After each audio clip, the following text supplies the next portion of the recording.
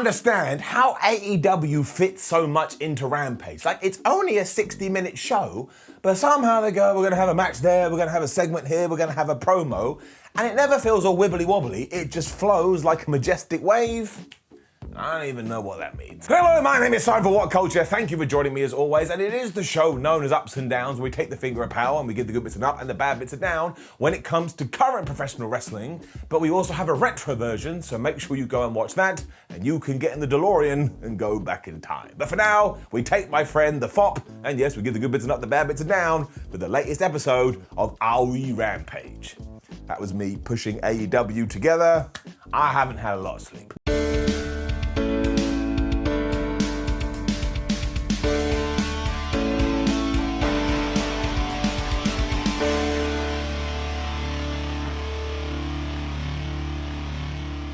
Right, how did I not see this coming? Because ever since Hangman Adam Page defeated Bryan Danielson, I was like, oh man, who's gonna fight him next? And when Adam Cole made his entrance to start Rampage, the commentators went, do you know who's top of the rankings now? That's right, it's Adam Cole.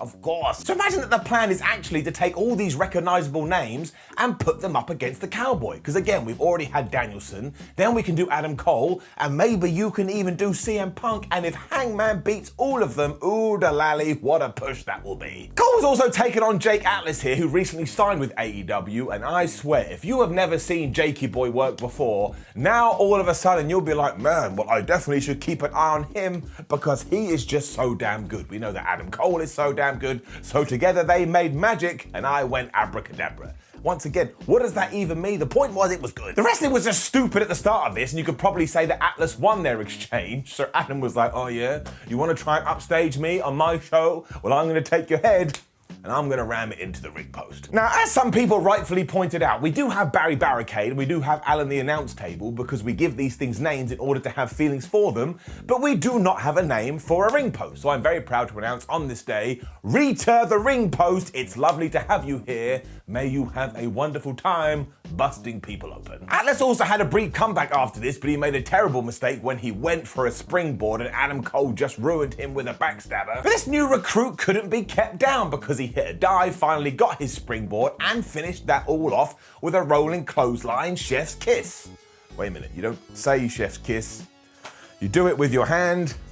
This episode is not going well. Jake then went for another springboard, but Cole caught him once again with a super kick, and I was like, Jake, maybe you should stop doing springboards. They ain't working out for you. And when he went for another one, he landed on his knee and it absolutely buckled, and you could see from a mile away that he was legitimately hurt. Now this worried me greatly because Atlas has been through a lot in his past and only just debuted for AEW, but it also meant when Adam Cole went from the Panama Sunrise, he wasn't able to do that, but because he's such a damn pro, he just took Jake down, he applied a knee bar, Atlas tapped out straight away. Honestly, the way they did this, I was super duper impressed. Thankfully, Atlas also tweeted afterwards that he is gonna be okay, so thank Flubbins for that. But also, what a showcase for him. He is going to be such a star, and it's gigging up. Also had some fallout after this because Red Dragon came to the ring to celebrate with Adam Cole, but then the best friends, complete with a steel chain, ran them off, and I'm sure once we are done with that feud, we will get to Cole versus Page, or Adam versus Adam. I mean, how in the hell are we gonna know who is who? And then we had some sad news because we found out later on at the Battle of the Belt show, Cody Rhodes versus Sammy Guevara ain't gonna happen. It turns out that Cody cannot compete due to some kind of medical problem, so I really hope he is okay, and his replacement is going to be Dustin Rhodes. And we got a video here when it was announced whoever does win between Dustin and Sammy is going to be the interim TNT champ, and I really like that. I mean, MMA does it, boxing does it, why the hell can't you do it with wrestling? But yes, like I say, I mostly hope that Cody is doing okay, because like Metallica said, nothing else matters. Tony Schiavone then interviewed Andrade, and I kid you not, Mr. Tranquilo turned to him and said, Tony, can you let me know what the deal is with Sting and that kid he runs around with? I mean, how much is he paying him? Tony then tried to explain that wasn't the case and it was about friendship, but Andrade was all like, yeah, how do you know? And I don't know where this came from, but it was absolutely brilliant. It's like Andrade can't comprehend that two people could be buddies and money has to be involved. And seriously, this was so damn good, I am giving it its own special up. Go and watch it. I mean, you may not like it, you're a different human being, but I thought it was absolutely tremendous. And in a 2-minute segment, I now care about Andrade twice as much as I did around about 120 seconds ago. Hook was then back on Rampage, and let's face it is officially his show. I mean, not officially, because I don't even know what that would entail, but it's getting it up. He was taking on Aaron Solo, and honestly, the presentation of Hook. I mean, 1, that hair, that wonderful, wonderful hair, but 2, the whole man, I care, but I don't care, it just works. Because I thought the first time he put his head against the turnbuckle as we were sorting out the match, it was just something to do, but he now does it every time, and it's a bit like, why are we doing this, Flubbins? Why can't you just let me kick somebody's ass? This week he also had to contend with the most furious thing in professional wrestling, aka outside interference, because of course QT Marshall had come to the ring with Aaron Solo, so whenever he could try and trip him up or just try and be, annoying person, that's exactly what he would do. Do you want to know how long it helped for though? I would say around about 8 seconds, because all it did was piss Hook off. He slammed Aaron Solo with a Russian leg sweep, and then he just started to chuck him around before he applied the red rum. He got the tap out victory, and seriously, every single person in this place was going nuts for Hook. I love Hook. Because he's just great, and you're damn right I'll get ahead of myself if I want to. There's still these naysayers going, well, he hasn't done anything yet. He's only had 3 matches. Okay, sure, maybe it does all fall off a cliff, but I have real problems. So right now, I am getting on the excitement bandwagon because it's twice as much fun. Our hero also smashed Marshall afterwards to prove that you do not mess with Hook. And seriously, let's give him all the belts yesterday. I am only half joking. Ricky Starks then announced on commentary that at the Battle of the Belt show, he will be taking on Matt Sydal for the FTW Championship. So I was like, that was out of nowhere when we went into Riho and Ruby Soho taking on Britt Baker and Jamie Hayter. It was nothing to get overly excited about. They just had a decent tag team match, although you could kind of see where this was going because we pulled out the oldest wrestling playbook in the book. I'm not having a good day. But the whole point was you just knew that Riho was going to win, because that way, as we do go into Battle of the Belts, you can go, oh my gosh, maybe she's going to beat Britt Baker, especially because, as the commentators told us, up to this point, Baker has never been able to defeat Riho. What I do like most about all of this, though, is that any time we do something with Britt Baker and Jamie Hayter, these two just fall out, which continues to plant those seeds that eventually, when the time is right, they're gonna have their own feud. So when Jamie accidentally smacked her boss right in the face, you're able to sit there and go, man, does she even care about this? Because we've seen how she's performed before, and eventually she will let loose on the dentist, and everything I just talked about will happen. It really did freak her out here though, because she was like, oh no, what have I done? When Riho was able to sneak up behind her and hit the most devastating move in all of sports entertainment, the surprise roll up, get the win, and like I say, take all of this power heading into our Saturday night show. They will probably steal the night as well, mark my words, and afterwards we did have something between Britt and Jamie, because now Baker is a hater.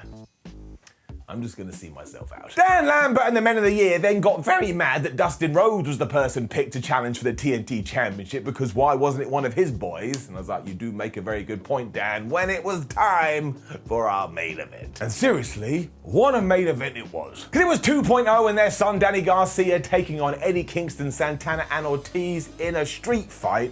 I mean, honestly, they would have to have sat down and played checkers for this to be bad, and they didn't do that, so it rocked. I mean, these guys just tonked each other with whatever they could find, but they were also having some fun, because at one point, some person dressed like Dusty Rhodes in the polka dot era was handing weapons to Eddie Kingston, and not only did he just slam people right in the head, but he got a t-shirt and he started to choke fools. And I'm sorry, that means that he wanted death, and he was probably this close to causing it. They were then just throwing each other onto the floor as hard as they possibly could, and 2.0 were using props from the Go Big Show, so that was some good product placement. And Ortiz, the entire time, was just obsessed with this loaded sock. Now, I have been since told it's called a mad ball or something. I ain't calling it no mad ball. I am calling it a sock, because I just think that's far funnier. There was this great near fall after Matt Lee had thrown some powder into Santana's face and hit him with a DDT. I absolutely bit on that one.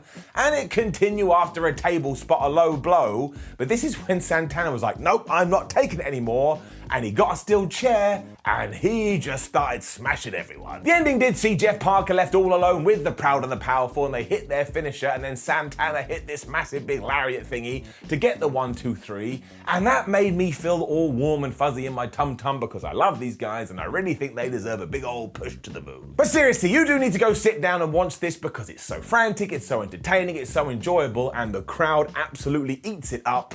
And because I've said that magical word, it is of course getting it up. It didn't end here afterwards either, because 2.0 and Garcia basically took their hands and hit as many people in the penis as they could. It was like that scene from Naked Gun 3 when everyone was like, oh no, my testicles, they hurt really much. And because of this, Chris Jericho ran to the ring. He made the save as we continue that maybe, just maybe at some point, we're gonna do Eddie Kingston versus Chris Jericho, or they're gonna team up.